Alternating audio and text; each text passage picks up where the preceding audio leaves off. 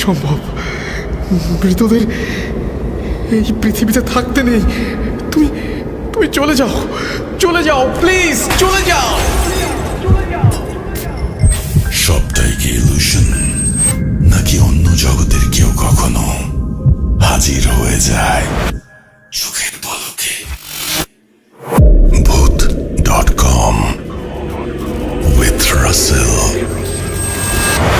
Welcome back. আপনাদের সবাইকে স্বাগত জানাচ্ছি আমি রাসেল। আশা করছি আপনারা সবাই ভালো আছেন এবং ভালোর দলে আছেন। আমিও ভালো আছি, ভালোর দলে আছি। আপনাদের সবাইকে জানাচ্ছি পবিত্র ঈদ উল ফিতরের শুভেচ্ছা। আশা করছি ঈদ ভালো কেটেছে পরিবারের সবার সাথে, আপনজনের সাথে।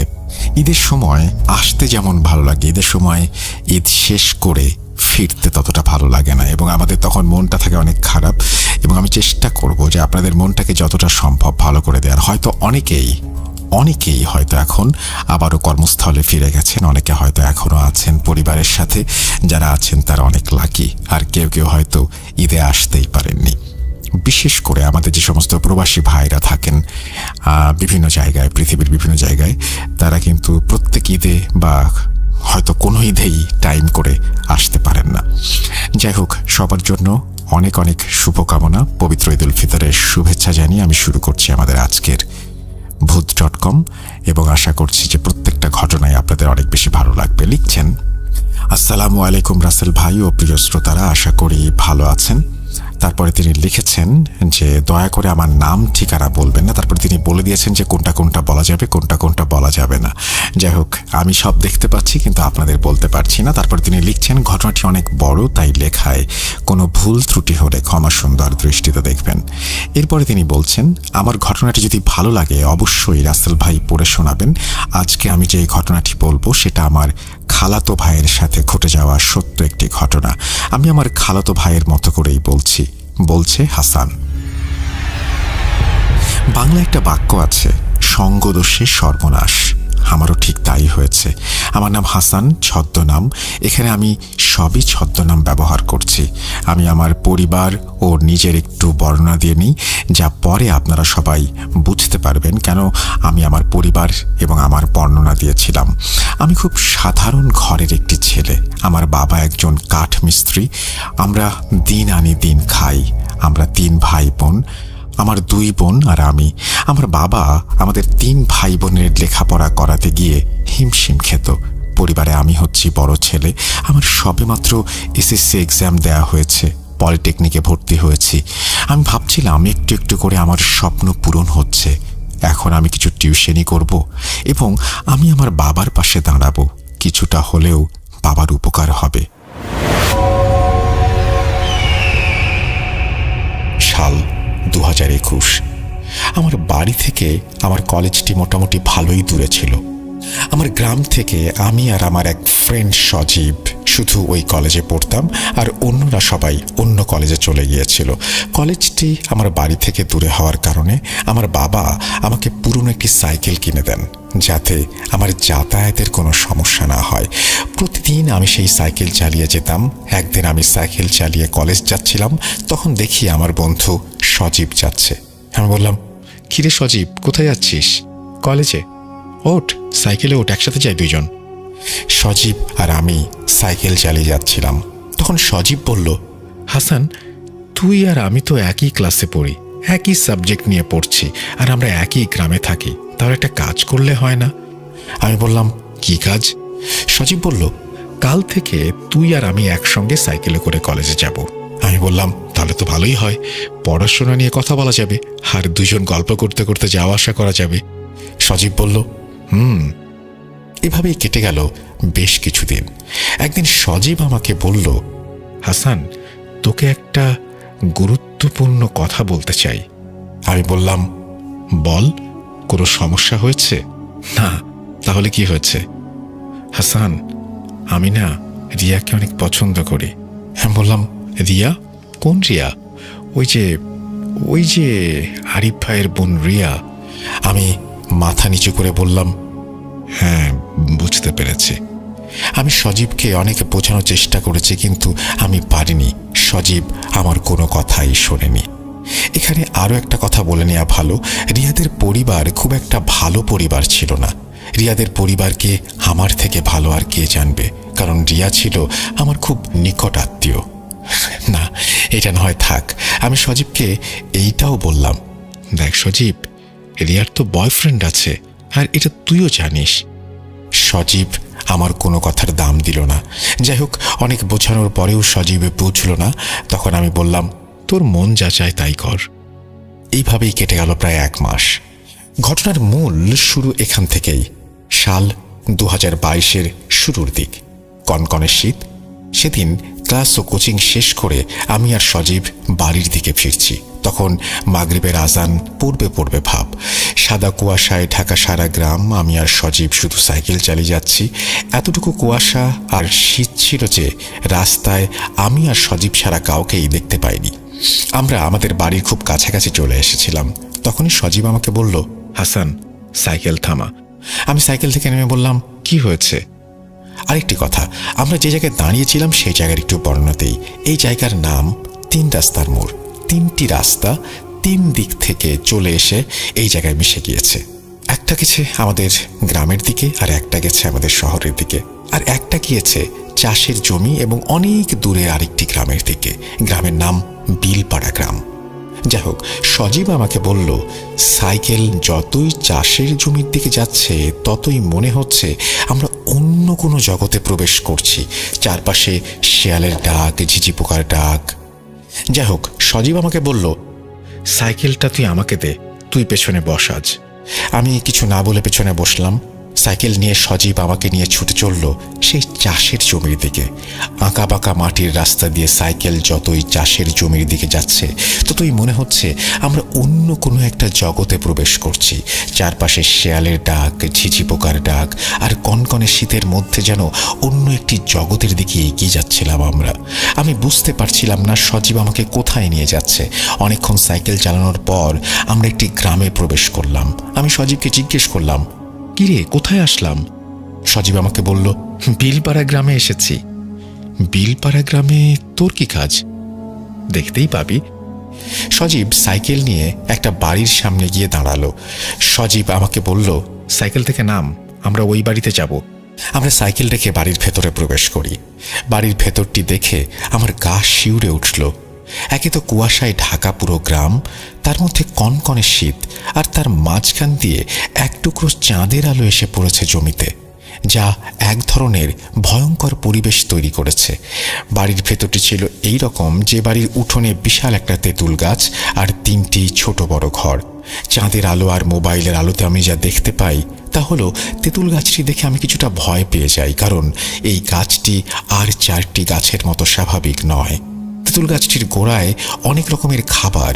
গাছটিকে সাদা, কালো, লাল ইত্যাদি সুতা দিয়ে পেঁচিয়ে রাখা হয়েছে।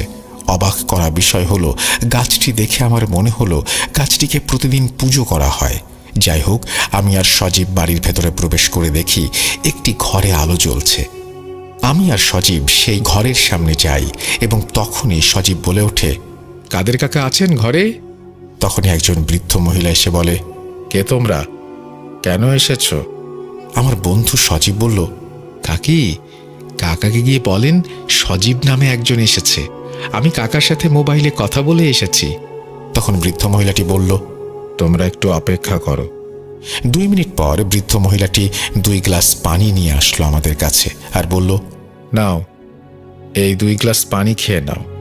আর একটা কথা, পানি খাবার সময় বিসমিল্লাহ বলা লাগবে না, আর বাম হাতে নিয়ে খেও। এই কথাটি শুনে আমার কিছুটা রাগ হলো। আমি পুরোপুরি ইমানদার নই, তাই বলে কিছু খাবার আগে বিসমিল্লাহ বলবো না এবং বাঁ হাত দিয়ে খাবো, এটা হয় নাকি? আমি সেই বৃদ্ধ মহিলার কথা না শুনে নিচে বসে বিসমিল্লাহ বলে ডান হাত দিয়ে পানিটি পান করি। আমার বন্ধু সজীব কিন্তু তা করেনি। আমি আমার গ্লাসটি যখন বৃদ্ধ মহিলাকে দিচ্ছিলাম, দেখি সেই মহিলাটি আমার দিকে তার চোখ বড় বড় করে তাকিয়ে আছে। বৃদ্ধ মহিলাটি আমাদের দুজনের দিকে লক্ষ্য করে বলল, তোমরা বাইরে দাঁড়াও, আমি আসছি। এবার তিনি একটি বালতিতে করে পানি নিয়ে এসে আমাদের দুজনকে বললেন, এই পানি দিয়ে পা ধুয়ে বাম পা দিয়ে ঘরে প্রবেশ করো। এবারও আমি তার কথার কোনো দাম না দিয়ে পা ধুয়ে ডান পা দিয়ে ঘরে প্রবেশ করি।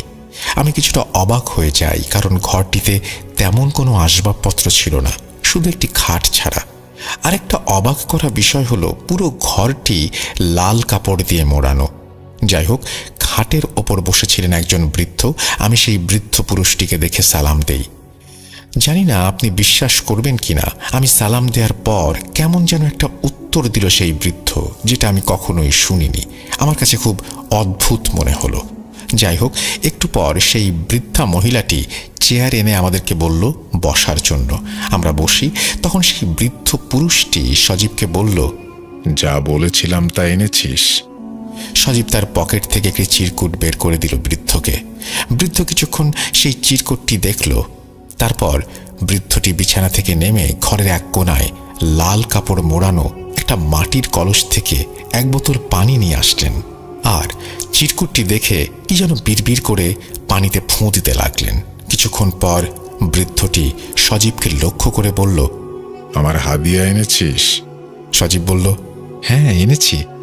সজীব 1000 টাকার একটা নোট বাড়িয়ে দিল সেই বৃদ্ধের দিকে। বৃদ্ধটি টাকাটি নিয়ে সেই পানির বোতলটি সজীবকে দিল। সজীব পানির বোতলটি পেয়ে খুব খুশি হলো, যেন সে আনন্দে আত্মহারা। সেই বৃদ্ধটি সজীবকে বলল, আর শোন, সূর্য ডোবার পর যে কোনো সময় বাড়ির চারপাশে এই পানি ছিটিয়ে দিয়ে আসবি। সজীব হাসতে হাসতে বলল, তাহলে কি কাজ হয়ে যাবে? বৃদ্ধ পুরুষটি বলল, না, সবে 50% হবে, আরো 50% বাকি। তখন সজীবের হাসি মুখটি কেমন যেন কালো আঁধার হয়ে গেল। সেই বৃদ্ধটি সজীবকে বলল, আগে প্রথম কাজটি শেষ কর, পরে বাকিটা। প্রথম কাজ শেষ হওয়ার 1 সপ্তাহ পর 3টি জিনিস নিয়ে আমার সাথে দেখা করবি। সজীব বলল, আর কি 3টি জিনিস? বৃদ্ধ বলল, তার ব্যবহার করা কাপড়ের টুকরো, তার 2-1টি চুল, আর সে খেয়েছে এমন কোনো খাবারের একটি টুকরো। যা করার 1 সপ্তাহের মধ্যেই করতে হবে, আর এই সপ্তাহের মধ্যে যদি না হয় তাহলে আর কখনো হবে না। সজীব বৃদ্ধ লোকটিকে লক্ষ্য করে বলল, যেভাবেই হোক আমি 1 সপ্তাহের মধ্যে সবকিছু নিয়ে আসব। তখন লোকটি বলল, আনতে পারলে ভালো। তোর এই বন্ধুটি অনেক চালাক চতুর, এত চালাক চতুর হওয়া ভালো না। এই বলে বৃদ্ধ লোকটি আমাদেরকে চলে যেতে বলল, আর বলল বাম পা দিয়ে বের হতে। সজীব বৃদ্ধ লোকটির কথা মেনে চলল, কিন্তু আমি মানতে পারিনি। আমি আর সজীব সাইকেল নিয়ে চললাম বাড়ির দিকে। আমার মনে তখন হাজারো প্রশ্ন উকি দিচ্ছে। কৌতূহল বশত আমি সজীবকে কিছু প্রশ্ন করলাম, কিরে সজীব, এই বৃদ্ধ কি কোনো কবিরাজ বা ওঝা? আর সবকিছুতেই বাম হাত বাম পা এসব ব্যবহার করার কথা বলছে কেন? এ কেমন মানুষ রে ভাই? আর এই বৃদ্ধের সাথে তোর কি কাজ? সজীব একটু হাসি দিয়ে আমাকে বলল, বন্ধু একটু থাম, আমি জানি তোর মনে অনেক প্রশ্ন, আমি তোকে সব বলবো। আমার বেস্ট ফ্রেন্ড বলে কথা। শোন, আমার পরিবারের বিপদ, তাই বাবা আমাকে এখানে পাঠিয়েছেন। এই কথা তুই কাউকে বলবি না, কি তোর বাবাকে কি তোর মাকেও না। আচ্ছা ঠিক আছে, কিন্তু বৃদ্ধ লোকটি যে তোর কাছে চুল, কাপড়, খাবারের টুকরো চাইলো, এগুলো কি জন্য? সজীব তোতলাতে তোতলাতে বলল, এইগুলো এমনি, আমি এত কিছু জানি না। আমি আর সজীবকে আর কিছু বলিনি। তখনও আমার মনে অনেক প্রশ্ন উকি দিচ্ছিল। যাই হোক, আমাদের বাড়ির সামনে আমরা চলে এসেছি। সজীব আমাকে সাইকেল দিয়ে আমাকে বলল, বন্ধু কাউকে কিছু বলিস না। আমি বললাম, আরে সমস্যা নেই, আমি কাউকে কিছু বলবো না। সেই বলে সজীব তার বাড়ির দিকে চলে গেল, আর আমি আমার বাড়ির দিকে চলে আসলাম। এভাবেই কেটে গেল প্রায় 6 থেকে 7 দিন। সেদিন ছিল শনিবার। আমি আর সজীব ক্লাসের কোচিং শেষ করে বাড়ি ফিরছিলাম। সজীব বলল, হাসান আজকে একটু বিলপাড়া যাওয়া লাগবে। আমি বললাম, আমি যাব না। সজীব নাছোড়বান্দা, আমাকে না নিয়ে সে যাবে না, অনেক কাকুতি মিনতি করলো। তারপর আমি রাজি হই সেখানে যাবার জন্য, কিন্তু আমি সজীবকে একটা শর্ত দিই যে আমি বাড়ির ভেতরে প্রবেশ করব না। সজীব বলল, আচ্ছা ঠিক আছে। সজীব আর আমি সাইকেল নিয়ে ছুটলাম সেই বিলপাড়া গ্রামের উদ্দেশ্যে। চারপাশে শুধু চাষের জমি আর চাষের জমি। চাষের জমির মাঝখান দিয়ে ছোট্ট একটা রাস্তা, সেই রাস্তা দিয়ে ছুটে চলেছে আমাদের সাইকেলটি। অনেকক্ষণ সাইকেল চালানোর পর আমরা গিয়ে পৌঁছালাম বিলপাড়া গ্রামের ওই বাড়িতে। বাড়ির সামনে আসার পর আমি সজীবকে বললাম, তুই বাড়ির ভেতরে যা, আমি তোর জন্য বাইরে অপেক্ষা করছি। সজীব বলল, আচ্ছা ঠিক আছে বলে বাড়ির ভেতরে প্রবেশ করলো। সজীব বাড়ির ভেতরে প্রবেশ করার পর আমি ভালো করে চারদিকটা দেখছিলাম। শ্রোতারা বিশ্বাস করবেন কিনা জানি না, এই আধুনিক যুগেও এই বাড়িটিতে কোনো আধুনিকতার বিন্দুমাত্র ছোঁয়া নেই, যেমন বিদ্যুৎ, টেলিভিশন ইত্যাদি। আরও অবাক করা বিষয় হলো, ছোট বড় ঘর আছে 3টি, তবে আমার চোখে মানুষ পড়েছে মাত্র 2 জন। বৃদ্ধ ও বৃদ্ধা ছাড়া আমি কাউকে এখানে থাকতে দেখিনি। আর এই বাড়ির আশেপাশে কোনো বাড়িও ছিল না। এই বাড়িটি গ্রামের সর্বশেষ বাড়ি, তারপর শুধু বিল আর বিল। আমি বিলের দিকে তাকিয়ে শুধু ভাবছিলাম, কি করে এখানে 2 জন মানুষ, তাও আবার বৃদ্ধ বৃদ্ধা, থাকতে পারেন। আমার মনে মনে অনেক খারাপ লাগছিল। তখনই হঠাৎ করে আমার কাঁধে কেউ যেন হাত রাখলো। আমি কিছুটা চমকে যাই, পেছনে তাকিয়ে দেখি আমার বন্ধু সজীব। সজীব আমাকে বলল, চল, তোকে ভেতরে ডাকছে। আমি বললাম, আমি ভেতরে যাব না, তোকে আগেই বলেছি, আর ওদের নিয়ম কানুন আমার ভালো লাগে না। তখন সজীব আমাকে বলল, বন্ধু, আমরা তো আর এখানে আসবো না, আজকেই শেষ। তুই আমার বেস্ট ফ্রেন্ড, আমার আর আমার পরিবারের জন্য আরেকটু কষ্ট কর। আমি আর না করতে পারলাম না। আমি সজীবের সাথে বাড়ির ভেতরে প্রবেশ করি। প্রথম দিন আমি আর সজীব যেই ঘরে গিয়েছিলাম, আজকে আর আমাদেরকে সেই ঘরে নেয়নি। বৃদ্ধ মহিলাটি সজীবকে আর আমাকে বলল, আমার সাথে চল। মহিলাটি আমাদেরকে নিয়ে তেঁতুল গাছের গোড়ায় বড় একটি ঘরে নিয়ে যায়। যেই না আমি আর সজীব ঘরের ভেতরে প্রবেশ করেছি, তখনই বৃদ্ধ মহিলাটি একটু রাগান্বিত হয়ে আমাকে বলল, দাঁড়া, এত তারা কিসের? তোদের আগে পানি পান করাই, তারপর পা ধুয়ে ঘরে প্রবেশ করবি। এবার আমি একটু রাগান্বিত হয়ে বললাম, আমি বিসমিল্লা না বলে কিছু খেতে পারবো না, আর বাম পা বা বাম হাতও ব্যবহার করতে পারবো না। তখন আমার বন্ধু সজীব আমাকে শান্ত হওয়ার জন্য বলল। যাই হোক, আমরা ঘরে প্রবেশ করি।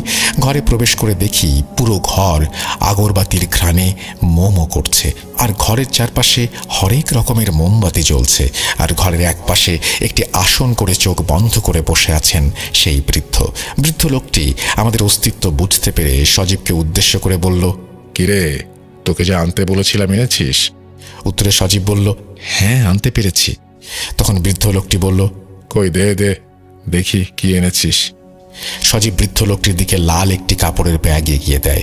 তারপর বৃদ্ধ লোকটি ব্যাগ থেকে এক এক করে 3টি জিনিস বের করে, কিছু চুল, একটি ছোট কাপড়ের টুকরো, অর্ধেক খাওয়া একটি চিকেন ফ্রাই।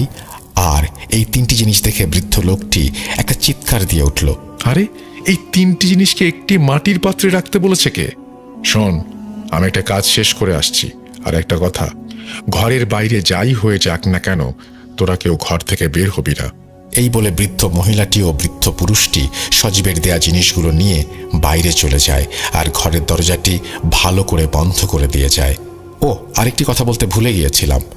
বৃদ্ধ লোকটি সজীবকে বলেছে, আমি তোকে পানি পড়া দেওয়ার 1 দিন পর তুই পানি ছিটিয়ে দিয়েছিলি, তাই না? সজীব বলল, হ্যাঁ। তখন বৃদ্ধ লোকটি চিৎকার করে বলল, আমার প্রভু অজিরের কাছে আর কোনো কিছুই অসম্ভব না।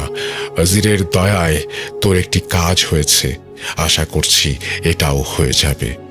যাই হোক, তারা 2 জন চলে যাওয়ার পর আমি সজীবকে জিজ্ঞাসা করলাম, কিরে সজীব, কি হচ্ছে এসব?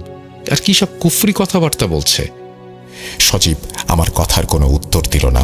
আর তখনই হঠাৎ বাইরে তুমুল ঝড় বৃষ্টি শুরু হলো। আমি আর সজীব কিছুটা ভয় পেয়ে যাই। আমি সজীবকে বলতে লাগলাম, কিরে, এই শীতের দিনে আবার ঝড় শুরু হলো কিসের?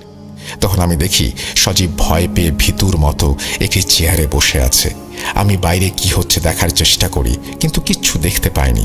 বাইরে এতটাই ঝড় হচ্ছিল যে মনে হচ্ছে এক নিমিষেই সব শেষ করে দেবে। তখনই বাতাসের তীব্র গতিতে দরজাটি খুলে যায়, আর তারপর দেখি ঘরের বাইরে তেঁতুল গাছটি যেন এখনই ভেঙে পড়বে।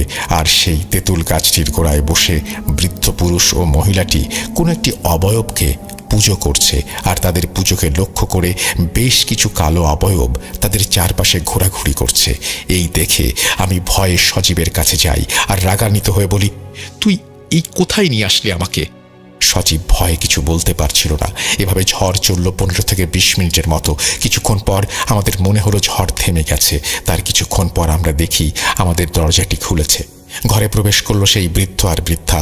তারা আমাদের 2 জনকে দেখে বলল, বিশেষ করে আমাকে লক্ষ্য করে বলল, কিরে, ভয় পেয়েছিস? এই বলে বৃদ্ধ লোকটি একটু হাসলো। বৃদ্ধ লোকটি হাসতে হাসতে তার আসনে গিয়ে বসলো আর বলল, সজীব, তোর কাজ হয়ে গেছে। তারপর সেই বৃদ্ধ লোকটি সজীবের দিকে 2টি তাবিজ এগিয়ে দিয়ে বলল, শোন, এই তাবিজগুলো পড়ার নিয়ম, প্রথমে তোকে কাপড় চোপড় সবকিছু ছেড়ে 2টি তাবিজ 2 জায়গায় পড়তে হবে, একটি বাম হাতে আর একটি তোর কোমরে। আর দ্বিতীয় নিয়ম হলো সে রাতে কোনো কাপড় চোপড় ইউজ করা যাবে না। কি পারবি? সজীব বলল, আমি সব করতে পারবো। আমি বললাম, কিরে সজীব, তুই পাগল হয়ে গেলি নাকি? সজীব আমাকে ধমকের সুরে বলল, তুই চুপ থাক। সজীবের কাছে আমি এরকম ব্যবহার আশা করিনি। যাই হোক, আমি আর সজীব তাদের কাছ থেকে বিদায় নিয়ে চলে আসব, তখনই সেই বৃদ্ধ লোকটি বলে উঠল, বাম পা দিয়ে বের হ। আর শোন, তাবিজ 2টো বাঁধার আগে তেঁতুল গাছের গোড়া থেকে 2টি সুতো নিয়ে যা, একটি লাল আর একটি কালো। সজীব উত্তরে বলল, আচ্ছা ঠিক আছে। এই বলে সজীব আর আমি ঘর থেকে বের হয়ে যেই না তেঁতুল গাছের গোড়ায় যাই, আমার আত্মারাম খাঁচাছাড়া হয়ে যায়। দেখি গোড়ায় বেঁধে রাখা হয়েছে একটি মুরগি, একটি কোয়েল পাখি, একটি কবুতরের বাচ্চা ও একটি কুঁচে সাপ, আরও কিছু মুরগির মাথা, সিঁদুর ইত্যাদি। কি ভয়ানক দৃশ্য! এইসব দৃশ্য দেখে সজীবকে বললাম, কিরে, এসব তো কুফরি কালামের নমুনা। সজীব একটু মুচকি হেসে বলল, আরে না, কাদির কাকা অনেক ভালো মানুষ। হ্যাঁ হ্যাঁ, তা তো দেখতেই পাচ্ছি। তখনই ঘরের ভেতর থেকে সেই বৃদ্ধ লোকটি বলে উঠল, কিরে, নিতে পেরেছিস? সজীব বলল, জি পেরেছি। তারপর সেই বৃদ্ধ লোকটি বলল, এখন এখান থেকে তাড়াতাড়ি চলে যা, অনেক রাত হয়েছে, আর আমার টাকার কথা ভুলিস না যেন। এই বলে বৃদ্ধ লোকটি থেমে যায়। আমি আর সজীব লাল সুতো, কালো সুতো আর তাবিজ নিয়ে রওনা হলাম। বাড়ি আসতে আসতে আমি সজীবকে অনেক প্রশ্ন করি, আর উত্তরে সজীব বলে পরিবারের অনেক বিপদ, তাই সে এমন কাজ করেছে। এই বিষয়টি পাঁচকান করতে চায় না সে। আমি সব শুনে আর কথা বাড়ালাম না, কারণ এমনি অনেক দেরি হয়ে গেছে। তার মধ্যে বাড়ি থেকে বারবার ফোন আসছে। যথারীতি আমরা বাড়ি চলে আসি। এভাবে কেটে গেল 1 সপ্তাহ। একদিন আমি আর সজীব কলেজের মাঠে বসে আছি। হঠাৎ আমাদের সামনে আসলো রিয়া। সজীব রিয়াকে অনেক পছন্দ করে, কিন্তু রিয়া পছন্দ করত আরেকজন ছেলেকে, আর সজীবকে সে দেখতে পারত না। আমি সজীবের সাথে চলি বলে রিয়া মাঝে মাঝে আমাকে কথা শোনাতো। যাই হোক, রিয়াকে দেখে সজীব তো অবাক। রিয়া মাঝে মাঝেই আমার কাছ থেকে কিছু নোটবুক নিত। আমি মনে করলাম হয়তো সে নোটবুকের জন্য এসেছে। আমি যেই না রিয়াকে জিজ্ঞেস করব, রিয়া কিছু লাগবে, তখনই রিয়া বলল, সজীব, তোমার সাথে আমার কথা আছে, চলো আমার সাথে। সজীব আর রিয়া চলে যাচ্ছিল। তখন সজীব ঘাড় ঘুরিয়ে আমার দিকে তাকিয়ে একটু হাসি দিল। আমি জানতাম যে সজীবের সাথে এটাই আমার শেষ দেখা, শেষ কথা, শেষ চলা। কি ভাবছেন, সজীব মারা গিয়েছে? না, সজীব মারা যায়নি। ওই দিনের পর থেকে সজীব আর আমার একসাথে কলেজে যাওয়া হয়নি, কথাও বলা হয়নি, সজীবের সাথে তেমন দেখাও হয়নি। প্রিয় শ্রোতা, আপনারা নিশ্চয়ই বুঝতে পারছেন আমি কেন বলেছিলাম সঙ্গদোষে সর্বনাশ। এখন আমি যতটুকু বলবো তার অর্ধেক বলবো, আর অর্ধেক বলবে আমার খালাতো ভাই রাকিব। যাই হোক, এভাবে কেটে গেল প্রায় 1 মাস। সজীবের সাথে আমার কথা হয়নি, আমিও নিজে সজীবের সাথে কখনো দেখা করতে যাইনি। একদিন আমি কলেজের মাঠে বসে আছি আর ভাবছি, সজীব তো আমার বেস্ট ফ্রেন্ড ছিল। আমার বিপদে সে আসতো, আমি তার বিপদে যেতাম। আজ এমন কি হলো যে সজীব আমার সাথে আর কথা বলে না? তখনই আমার এক ক্লাসমেট আমাকে এসে বলল, হাসান, কিছু শুনেছিস? আমি বললাম, কি শুনবো, কি হয়েছে? তখন আমার ক্লাসমেট বলল, সজীবের সাথে রিয়ার তো ভালো একটা সম্পর্ক গড়ে উঠেছে। আমি একটু মুচকি এসে বললাম, মানুষের মন কখন যে কোন দিকে যায়। যাই হোক, আমি ক্লাস ও কোচিং শেষ করে বাড়ি ফিরছিলাম। যদি ভুল না করে থাকি, সেদিন ছিল শনিবার, 15/3/2022। আমি যখন আমাদের বাড়ির 3 রাস্তার মোড়ের খুব কাছাকাছি, তখনই দেখি কেউ একজন আমাকে ইশারা করে সাইকেল থামানোর জন্য বলছে। আমি 3 রাস্তার মোড়ে সাইকেলটা দাঁড় করাই, আর সেই বিলপাড়া গ্রামের বৃদ্ধ লোকটি, সেই লোকটিকে দেখে আমি সালাম দিই, কিন্তু তিনি আমার সালামের কোনো উত্তর না দিয়ে আমাকে বললেন, টাকা কোথায়? এই পর্যন্ত আমার টাকা কেউ মেরে দিতে পারেনি, তুইও পারবি না। তোর প্রতি আমার একটু মায়া হলো বলে আমি নিজেই তোর কাছে আসলাম, আর আমি কখনো কারো কাছ থেকে চেয়ে কোনো কিছু নেই না। টাকাগুলো দে, আমি চলে যাই। বৃদ্ধ লোকটির সব পাগলামি কথাবার্তা শুনে আমি কিছুটা রাগান্বিত হয়ে যাই আর বলি, কি আজে বাজে কথা বলছেন? আমি কেন আপনাকে টাকা দেব, আর আপনি আমাকে কেন এসব বলছেন? বৃদ্ধ লোকটি আমাকে বলল, আমি জানি না, আমার টাকা তোর কাছেই আছে, ভালো করে বলছি টাকা দিয়ে দে। তখন আমি বললাম, আপনার কোনো প্রকারের টাকা পয়সা আমার কাছে নেই। সজীব কি আপনাকে টাকা দেয়নি? তখন বৃদ্ধ লোকটি রাগান্বিত হয়ে বলল, তোরা দুইজন আমার সাথে মজা করছিস তাই না? এই বলেই বৃদ্ধ লোকটি আমার মাথার চুলের মুষ্টি ধরল। এত জোরে ধরল যে আমার মনে হচ্ছিল আমার মাথার সব চুল ছিঁড়ে চলে আসবে। আমি বৃদ্ধ লোকটিকে পাগল বলে ধাক্কা মারি। তিনি আমার থেকে কিছুটা দূরে সরে যান। সেই বৃদ্ধ লোকটি অন্য কোনো ভাষায় আমাকে কিছু একটা বলে চলে যান বিলপাড়ার দিকে। আমি আমার মাথায় হাত দিয়ে দেখি বেশ কিছু চুল ছিঁড়ে গিয়েছে।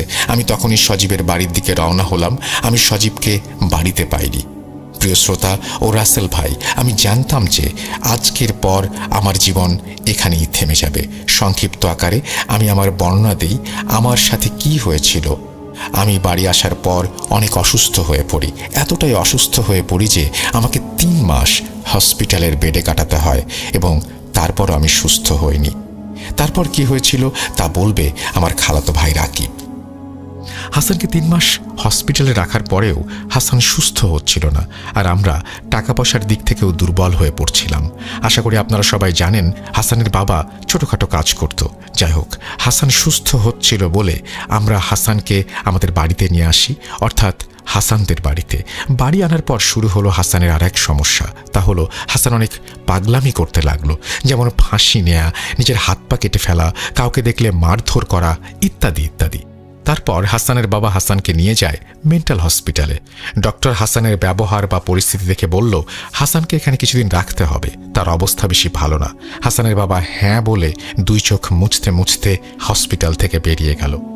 আমরা সবাই জানি ঘরের বড় ছেলের ওপর বাবা মার একটা আশা থাকে।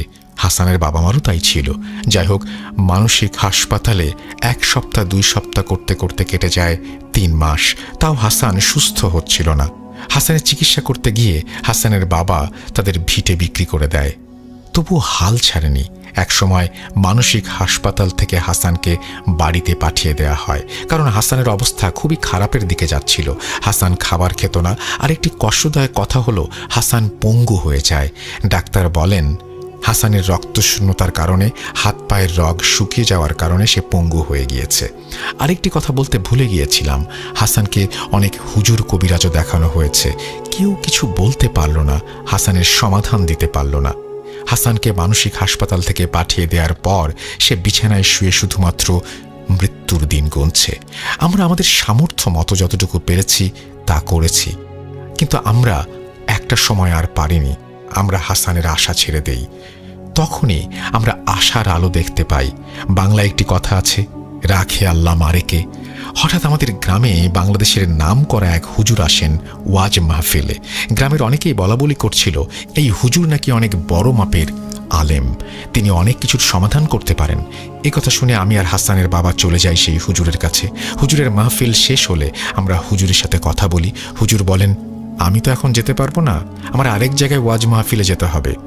গ্রামের মানুষ ও আমাদের কাকুতি মিনতি দেখে হুজুর হাসানকে এক নজর দেখতে আসেন।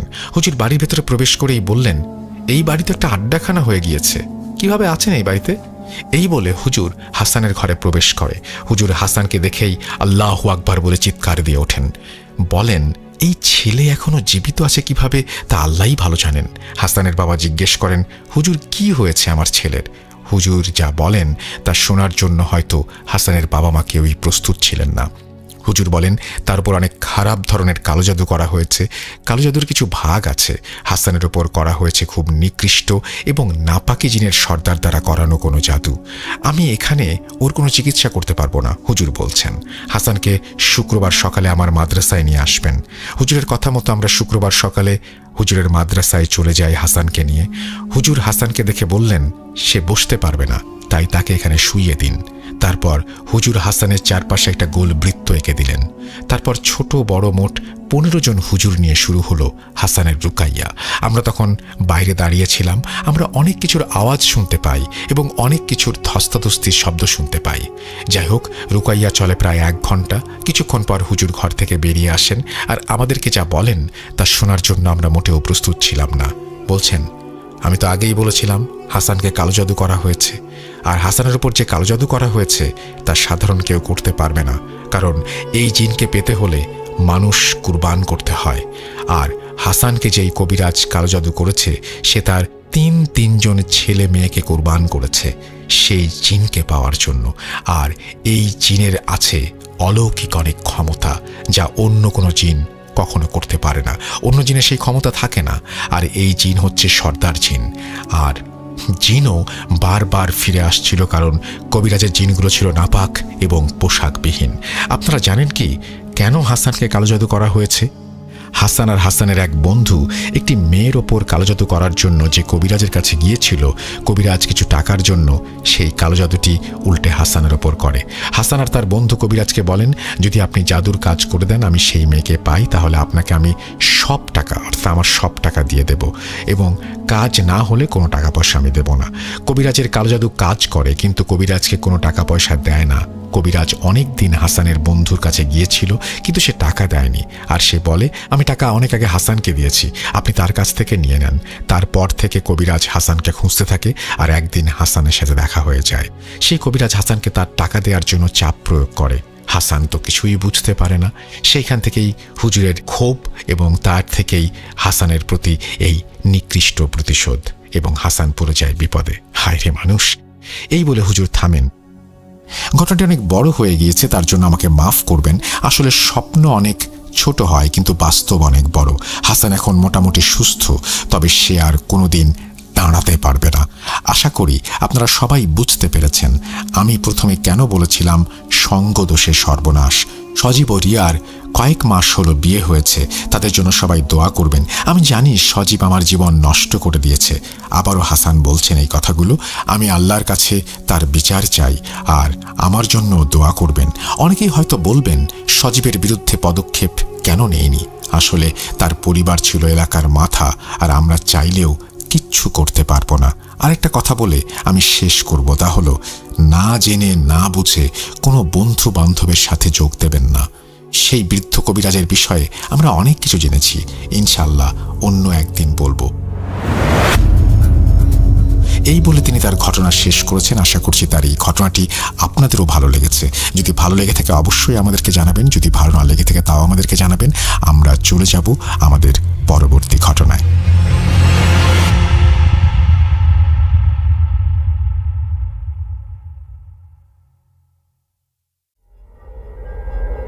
Spirit, be here with me.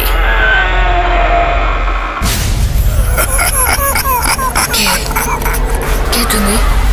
Bhoot.com.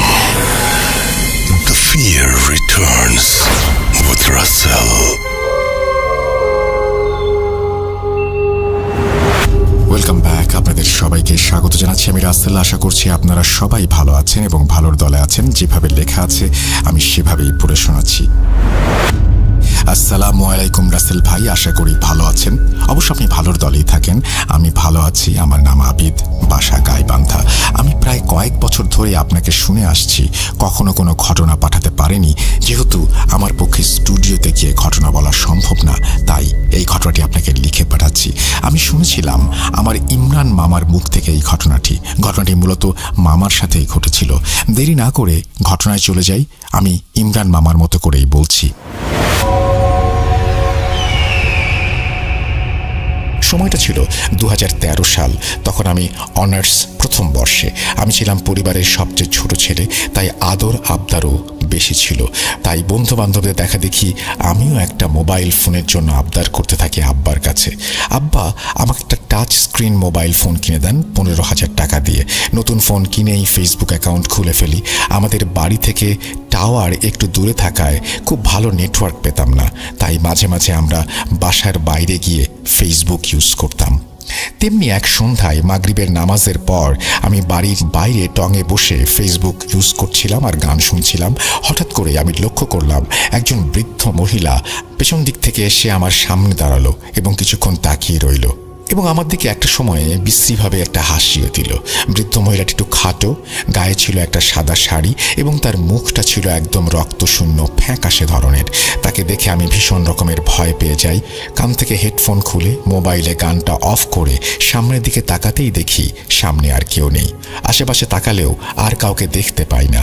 আমি খুব তাড়াহুড়া করে দৌড় দিয়ে বাড়ির ভেতরে চলে যাই। তারপর আম্মাকে ঘটনাটি খুলে বলি। আম্মা বেশ রাগান্বিত হন আমার ওপরে, বলেন সন্ধ্যার পর কেন আমি বাইরে গিয়েছিলাম, ইত্যাদি ইত্যাদি। তারপর উনি দোয়া পড়ে আমাকে ফু দেন, আর তারপর আমার সাথে আর কোনো ঘটনা ঘটেনি। আমি সন্ধ্যার পর আর বাসার বাইরে যেতাম না। বলে রাখা ভালো, আমি খুব ভালো মাছ ধরতে পারতাম। বলতে গেলে এক প্রকার নেশা ছিল আমার।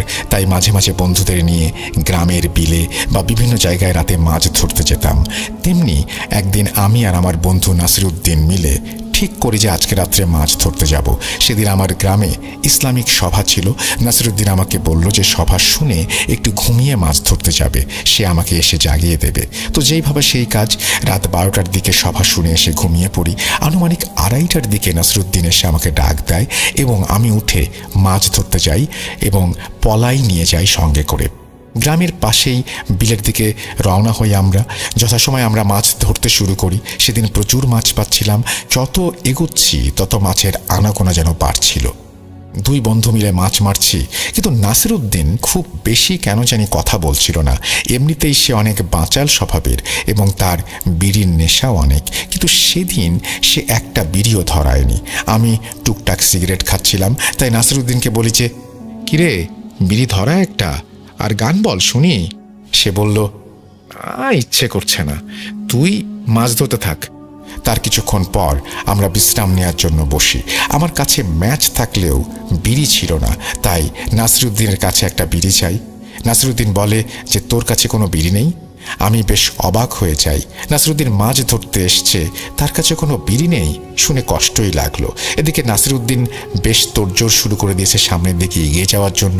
আমি একটু বিরক্ত হয়েই ম্যাচের একটা কাঠিতে টোকা দিয়ে আগুন জ্বালিয়ে উঠে দাঁড়িয়েছি। এক মুহূর্তের জন্য আমি চমকে গেলাম নাসিরুদ্দিনের পায়ের দিকে লক্ষ্য করে। আমি দেখলাম নাসিরুদ্দিনের পা দুটো একেবারেই অস্বাভাবিক। নাসিরুদ্দিন বেশ ভালো রকমের বিরক্তি নিয়েই পেছনে ফিরে বলল, কিরে বিড়ি নাই, কিছু নাই, অথচ ম্যাচ জ্বালাচ্ছিস কেন? চল সামনে তাড়াতাড়ি চল। ততক্ষণে আমার মেরুদণ্ড দিয়ে শীতল স্রোত বয়ে গেছে। 5 সেকেন্ডের ম্যাচের কাঠের আলোয় যা দেখেছি সেটা কোনোভাবেই মনের ভুল হতে পারে না। আমি ততক্ষণে বুঝে গিয়েছি বিশাল বড় কোনো একটা বিপদের ভেতরে পড়তে যাচ্ছি আমি। সামনের ব্যক্তিটি নাসিরুদ্দিন নয়, বরং কোনো খারাপ জিন। ভয়ে আমার দম বন্ধ হয়ে যাওয়ার উপক্রম। তারপর যত তাড়াতাড়ি সম্ভব নিজেকে একটু সামলে নেওয়ার চেষ্টা করি এবং নিজেকে বুঝাই যে সে যেন কোনোভাবেই বুঝতে না পারে এমন কিছু আমাকে করতে হবে। হয়তো জীবন নিয়ে না হলে ফেরা সম্ভব হবে না। এদিকে সামনে থেকে সে আমাকে বলল, কিরে আর কত দেরি করবি? আমি তাকে বুঝতে না দিয়ে তার সাথে হাঁটা শুরু করলাম। ততক্ষণে বিলের মাঝে মাঝে এসে গিয়েছি। আর একটু হাঁটলেই পানির গভীরতা ধীরে ধীরে বাড়তে শুরু করবে। আমি বললাম, কিরে আজ তো অনেক মাছ ধরলাম, আর কত ধরবি, এবার বাড়ি চল। নাসিরুদ্দিন বলল, এই তো মাত্র কয়টা মাছ, আজ যেহেতু অনেক মাছ তাই আরও ধরবো। এদিকে আমিও অনেকটা দিশেহারা হয়ে যাচ্ছিলাম। তাকে বললাম, দাঁড়া একটু বিশ্রাম নেব, খুব ক্লান্ত লাগছে। সে বিরক্ত স্বরে বলল, আরে চল তো, কোনো ক্লান্ত লাগবে না, সামনে চল তাড়াতাড়ি। আমি বললাম, আর পারবো না রে ভাই, বাড়ি যাব, অনেকক্ষণ তো হলো, মাছের ব্যাগও ভর্তি হয়ে গেছে। সে এবার মহাবিরক্তি নিয়ে বলল, এত বাড়াবাড়ি করছিস কেন? মাছ ধরতে কী সমস্যা তোর? দেখছিস না কত মাছ? এদিকে আমিও সময় পার করার জন্য এটা সেটা বলছিলাম, তর্ক করছিলাম এবং কিছুটা সময় পারও করতে পারলাম। কিন্তু ভোর হতে তখন অনেক দেরি, আজান হতে অনেকটা সময় বাকি।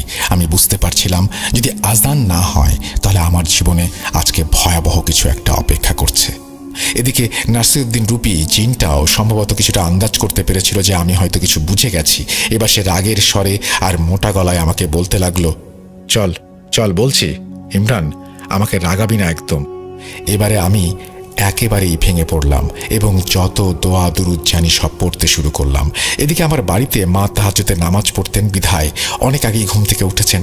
ঘুম থেকে ওঠার আগ মুহূর্তে তন্দ্রা অবস্থায় মা একটা ছোট্ট দুঃস্বপ্ন দেখেছেন। তিনি স্বপ্নে দেখেন যে একটা কুয়োর মধ্যে আমি পড়ে গেছি এবং আর্তনাদ করছি এবং সেই কুয়োটা আস্তে আস্তে ছোট হয়ে আসছে। মা চেষ্টা করছিলেন কুয়োটার কাছে যাওয়ার জন্য, কিন্তু কোনোভাবেই তার কাছে তিনি যেতে পারছিলেন না। তিনি যতবার এগুচ্ছিলেন ততবারই বাতাসের ধাক্কায় পড়ে যাচ্ছিলেন। ঠিক তখনই তার তন্দ্রা ভাবটি কেটে যায়। তিনি উঠে দ্রুত আমার রুমে চলে আসেন এবং দেখেন আমি বিছানায় নেই। মা খুবই চিন্তিত হয়ে পড়েন। আমি সচরাচর রাতে মাছ ধরি সেটা তিনি জানতেন, কিন্তু রাত 12টার আগে আমি চলে আসি। এটাও তিনি জানতেন। আমার বন্ধুরা বা আমার চাচাতো ভাইরা থাকায় তিনি কিছু বলতেন না। তিনি দ্রুত চাচির কাছে যান এবং তাকে ডেকে তুলে বলেন আমার চাচাতো ভাইরা মাছ ধরতে গেছে কিনা। চাচি বলেন তারা তো কেউ মাছ ধরতে যায়নি, তারা সভা থেকে এসেই ঘুমিয়েছে। এবার আমার মা ভয় পেয়ে যান। তিনি আমার বড় বোন তাকে উঠান। আব্বা বাড়িতে ছিলেন না, তিনি ব্যবসার কাজে বাইরে ছিলেন। মা আর বড় আপা অজু করে দ্রুত নামাজে বসে পড়েন। মা সিজদায় পড়ে কান্নাকাটি করতে থাকেন আর আল্লাহর কাছে আমার সুস্থতার জন্য বলতে থাকেন। মায়ের মন তো হয়তো বিপদের আশঙ্কা টের পেয়েছিল, তাই মা, চাচা আরও কয়েকজন জেগে ওঠায় আমাকে খুঁজতে বের হন এবং যেহেতু বেশিরভাগ সময় আমি বিলের দিকেই মাছ ধরতে যাই, লাইট নিয়ে তারা বিলের দিকেই রওনা দেন। এদিকে ততক্ষণে ভয়ে কাঠ হয়ে আমি দাঁড়িয়ে আছি। নাসিরুদ্দিনের চেহারা ততক্ষণে পরিবর্তিত হতে শুরু করেছে, সে ভয়ানক আকার ধারণ করতে শুরু করেছে। নাসিরুদ্দিনের জায়গায় আস্তে আস্তে একটা কালো ছায়া কিংবা অবয়ব কিছু একটা এরকম দেখতে পাচ্ছি আমি তখন মৃত্যু ভয়ে কাঁপছি, মাথায় কোনো সূরা আসছে না। হঠাৎ কালো অবয়ব ভারী মোটা গলায় বলল, বাঁচবি না তুই, আজ শেষ করে ফেলবো। টের পেয়েছিস যখন, মরার জন্য প্রস্তুত হ। আমিও শেষবারের মতো বাঁচার কথা ভাবলাম। আর কোনো কিছু না ভেবেই পেছন ফিরে দিলাম দৌড়। অল্প পানি হলেও দৌড়াতে বেশ কষ্ট হচ্ছিল আমার, তারপরেও জীবনের মায়া বড় মায়া। এদিকে পেছন থেকে শোঁ শোঁ শব্দ আসছিল, যেন ঝড় বইছে। আর ভয়ঙ্কর হুঙ্কার তো আছেই। প্রায় 15 মিনিট দৌড়ানোর পর আমার পা আর চলে না, শরীর ক্লান্ত হয়ে আসছিল, চোখের সামনে সব কিছুই অন্ধকার হয়ে আসছিল। হঠাৎ করে একটা কিছুর সাথে ধাক্কা খেয়ে আমি পড়ে গেলাম। উঠতে গেলে লক্ষ্য করলাম আমার চারপাশে অন্ধকার, কিছু বাতাস ঘূর্ণিঝড়ের মতো কুণ্ডুলি পাকিয়ে ঘুরছে। আমি একদম মাঝ বরাবর, কখন জানি সেই ঝড়ের কুণ্ডলি আমাকে গ্রাস করে নেয়। আমি আর কিছু নিতে পারছিলাম না। আল্লাহ বাঁচাও বলেই জ্ঞান হারালাম। জ্ঞান হারাবার মুহূর্তে 3টা জিনিস আমার কানে আসলো। প্রথমে শুনলাম কেউ বলল, কেউ তোকে বাঁচাতে পারবে না। দ্বিতীয়ত আমার নাম ধরে কয়েকজন ডাকলো। তৃতীয়ত সবচেয়ে মধুর, মনে হলো অনন্তকাল ধরে এটা শোনার জন্যই আমি অপেক্ষা করছিলাম, সেটা ছিল ফজরের আজানের ধ্বনি। আমি শেষ পর্যন্ত জ্ঞান হারালাম, আর কিছু বলতে পারলাম না। যখন আমার জ্ঞান ফিরল তখন আমি নিজেকে আমার বাড়িতে আবিষ্কার করলাম। কেউ একজন আমার মাথায় পানি ঢালছে এবং দোয়া পড়ে ফুঁ দিচ্ছে। আমার মায়ের কান্নাও আমি শুনতে পাচ্ছিলাম। অবশেষে আমি চোখ খুলে উঠে বসলাম। মাথায় প্রচণ্ড রকমের ব্যথা করছিল, মনে হয় 1 শতাব্দী পর ঘুম থেকে উঠলাম। একজন হুজুর আলহামদুলিল্লাহ জ্ঞান ফিরেছে বলে আমার কাছে আসলেন। আব্বা বললেন, কি হয়েছে রে ইমরান, বিলের মাঝে জ্ঞান হারিয়ে পড়েছিলি কেন, আর একা একাই মাছ ধরতে গিয়েছিলি? তারপর সবকিছু খুলে বললাম। নাসিরুদ্দিন সেখানে ছিল। এসব শুনে সে অবাক হয়ে যায়। আমি বললাম, সভা থেকে এসে আমি ঘুমিয়ে পড়ি। নাসিরুদ্দিন বলে, আমিও ঘুমিয়ে পড়ি, কিন্তু আমি আর উঠতে পারিনি, তাই তোকেও আর ডাকতে পারিনি। আমার রূপ নিয়ে তোর কাছে অন্য কেউ গিয়েছে। আব্বা আর কাউকে কোনো কথা বলতে দিলেন না, সবাইকে চলে যেতে বললেন, আমাকে বিশ্রাম করতে বললেন। পরের দিন আব্বা আমাকে এলাকার বড় এক হুজুরের কাছে নিয়ে গেলেন। সব শুনে তিনি আমাকে বিকালে আসতে বললেন। বিকালে তার কাছে গেলে তার কথা শুনে আমার মাথায় আকাশ ভেঙে পড়ে। হুজুর বলেন যে ইমরানের ওপর কালো জাদু করা হয়েছে, সে যে বেঁচে গেছে এটাই অনেক বড় ব্যাপার। হয়তো সেদিন রাতেই তাকে মেরে ফেলতো, কিন্তু জিনটা তাকে মারতে পারেনি। সেই সময় ফজরের আজানটা হয়েছিল, তোমরাও বিলে পৌঁছে গিয়েছিলে। তবে এই জিন অনেক শক্তিশালী আর রাগী, সে তোমাদের সাথে খারাপ কিছু করবে। তারপর আব্বাকে বললেন, এর চাইতে আর কিছু আমার পক্ষে বলা সম্ভব না, তাবিজ দিচ্ছি কোনো ক্ষতির হাত থেকে তাকে বাঁচাবে। এই বলে ইমরান ভাই গল্প থামালেন এবং আমাকে বললেন আরও অনেক কিছু তার জীবনে ঘটেছে, সেগুলো অন্য কোনো দিন বলবেন। ঘটনাটি পাঠিয়েছেন আবিদ হাসান গাইবান্ধা থেকে। আপনাকে অসংখ্য ধন্যবাদ চমৎকার এই ঘটনাটি পাঠানোর জন্য। আশা করছি